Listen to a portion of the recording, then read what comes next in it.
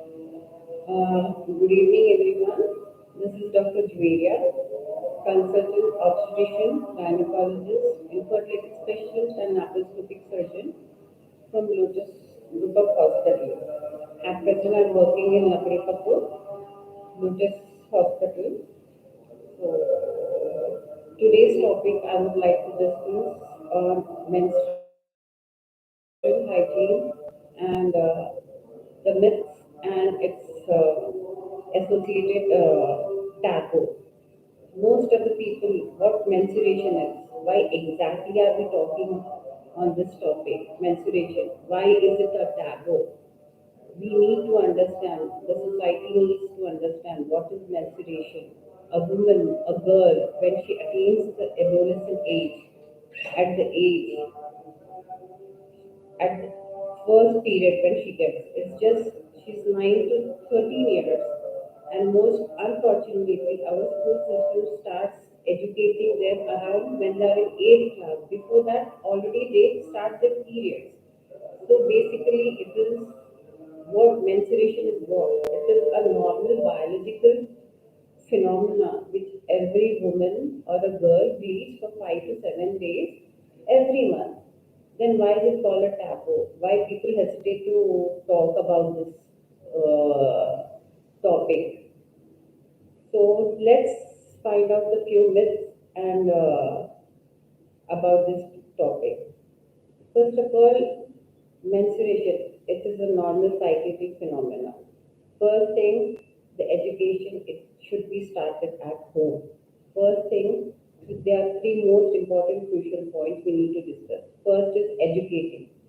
Educating a girl about what is menstruation. It is normal, it is not an embarrassing situation, and how we can overcome this false taboo, false myth about the menstruation. Second is various materials used during the period of menstruation. And third, and the most important, is the hygiene. How to keep yourself clean during your menstruation period or after that period. So let's start with education. Educating a girl once she attains the menarche is the most majority of the girls attain menarche early before they go to school. As schools have started, many people are aware. So it's a thing that many mothers, they should educate their child before the syllabus of education starts, which is around 8th class. So already they get their period. Once they go to school, they are so scared, annoyed, they are bullied by the class students, by many people around them. They are scared at home to disclose about what is going on. They are so emotionally taken aback, and they are not even complaining what is happening to them. They feel so shy to talk about this topic, even to their mothers. So I request all the mothers to be as friendly as possible and be a friend to your daughter so that she can share this and we can just remove this myth about this taboo about menstrual talking, even about the menstrual hygiene. So once we have completed the talk on or educated the girl about what is menstruation, how do we go about, what are the things, and explaining her this is a normal biological process. There is no need to worry, no need to, uh, there is no need for her to panic, and it's a natural thing. Once she understands that, she herself will realize and where she gets motivated, not even in her studies, career wise, like she gets her self-esteem will improve, it will get boosted. So first thing is education. Education either at home, even at school, teachers need to do that, and even healthcare workers can do that. This is I'm talking about the this thing, urban part. What about the rural part? Most of the North Indian rural villages, they are still unaware of all this. Recently, in last 2 3 years back, they have launched a comic book. It is regarding menstruation. It has been described in a very good way about how a girl who has not attained menstruation still can go through that comic book and easily understand that this is a normal biological phenomenon. It's not a taboo or not a myth, so that she can hide herself and all those things. So now coming next part, what is now various methods, various materials, what are the things to be used when a woman is menstruating? Actually, basically there are four things. First is sanitary pads. Then second is clothes, homemade clothes. Then third is tamponing. And fourth comes the menstrual cups, which are the latest now. So, and starting with the first one, the menstrual caps. Sorry, we'll start with the last one, menstrual cups. Menstrual cups, they are like biodegradable.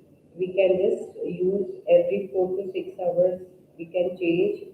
We can educate the girl to use that. Any age group can use it in a very this thing, especially after educating the various methods of insertion of it, tamponades and cups. But the problem is they cannot be kept for more than 12 hours because that will cause a infection and toxic.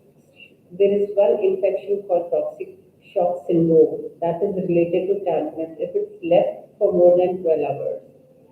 So you have to be very careful while educating your child. Then sanitary napkins. Some girls while going to school they prefer, oh, it's better to use two napkins rather than getting ashamed of getting our clothes soaked. So never do that. Take one this simple sanitary napkin and just use it, and while removing it you have to wash the local part, and how you clean yourself is the most important part. You have to take a tissue paper, pat it dry, go from the upper part to the lower part and just throw it. And how you discard the sanitary pad, that is you have to wrap it in a paper cloth and the paper and then throw it in a dustbin. Never flush it out. And the first thing is the old cloth method, which previously and still in the rural part of area people are using. The clothes, like though they are effective, but the absorption rate of the cloth is less compared to sanitary napkins with 7 to 10 ml of blood is absorbed. Clothes can be used. I don't say that it's a taboo, don't use clothes, but it is a reusable thing. It has to be washed very properly. And the most important thing is it has to be dried in a sunlight with a high UV rays. Now I have finished the method. Now latest government has launched two latest methods. First one is they are supplying this method called like distribution of free sanitary napkins. And second is the distribution of this biodegradable. And how do you this each method, like whatever you are using, how do you discard? That is the most important thing. And these governments, what they are making recently and sending it free to the rural area, that is this thing. Eco-friendly, semi-disposable, that can be absorbed, that can be this thing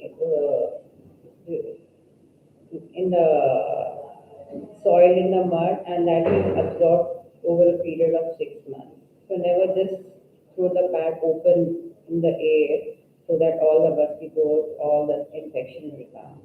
Now, the most important part of hygiene is keeping the area clean. Never keep the area wet because the wet area causes the normal bacterial flora in the vagina, which is acidic, that will convert into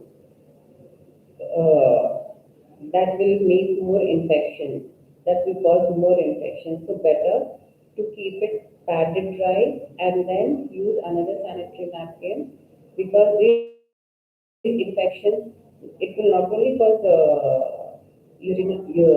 vaginal infections or local part infection, it can cause urine infection. In future, it can cause reproductive tract infections, and there are so many infections related to this. So better to avoid all this. So we have to go step by step in educating about this, and the most important part is clearing a myth and taboo that this topic cannot be discussed. As we happily discuss when the patient comes, when she's pregnant, she's happily declared in the family. So why not? Why not we declare that the girl has attained menarche, she has attained her menses, she is into her menses. As we declare pregnancy, we can declare menstruation also. So I would like to thank all of you for giving me an opportunity to keep up my points, though I could not talk to you in length, though I wanted to. But still, if you have got any doubt, any queries, you can visit us. You can visit me at Lotus, Lakalkapur, Bandara Hills. Thank you so much for your valuable time.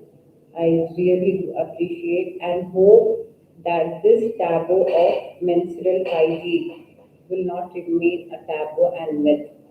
In future, we will be all together as a doctor, as a home, as a health worker, as a team to resolve this problem, and hopefully we will be free of this myth of talking about menstrual hygiene.